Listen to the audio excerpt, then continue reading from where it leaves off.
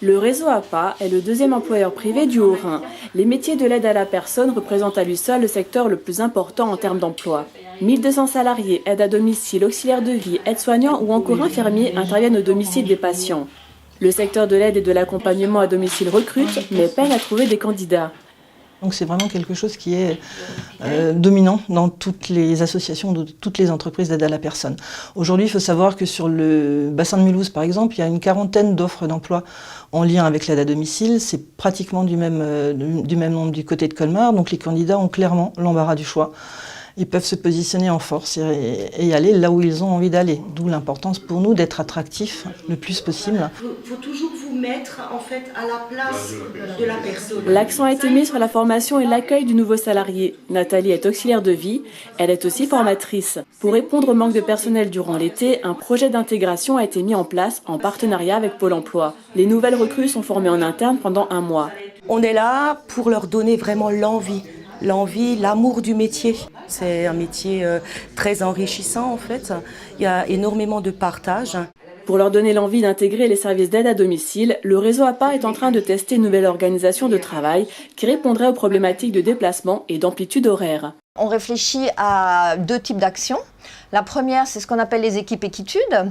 C'est-à-dire que c'est plus de la technique, c'est réduire les amplitudes de travail et revoir l'organisation des plannings des salariés, de manière à ce qu'elles aient des temps de disponibilité pour elles et qu'elles retrouvent ce côté familial qu'elles nous demandent.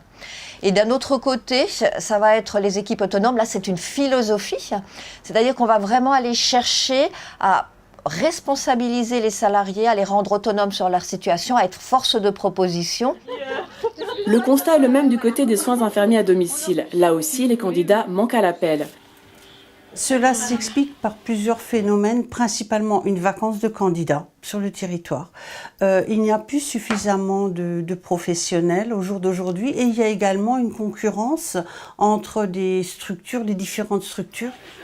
Une réflexion de fond a été menée pour améliorer les conditions de travail, notamment avec la mise en place de petites équipes par sectorisation. En cela, nous avons été particulièrement novateurs puisque nous sommes le seul SIAD alsacien au jour d'aujourd'hui à avoir mis des horaires de travail continus. Comment ça va?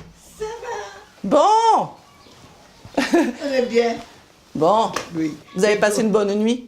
De plus, les salariés ont la possibilité, s'ils le souhaitent, de diversifier leur mission en travaillant sur d'autres structures. C'est le cas d'Isabelle, qui se rend au domicile des patients, mais qui est aussi présente sur l'accueil de jour de Lièvre. Il faut passer au-dessus. Ben, j'aime bien, voilà, j'ai un compromis avec mon travail chez la personne, parce que je suis dans son environnement. Voilà, puis je suis au plus près d'elle, je suis seule avec elle. Et ça, c'est très plaisant. Et en accueil de jour, en fait, j'arrive à me faire plaisir pour faire plaisir aux autres. Tous ces efforts pour améliorer le quotidien des salariés et des bénéficiaires portent leurs fruits. Il y a une réelle, nette différence.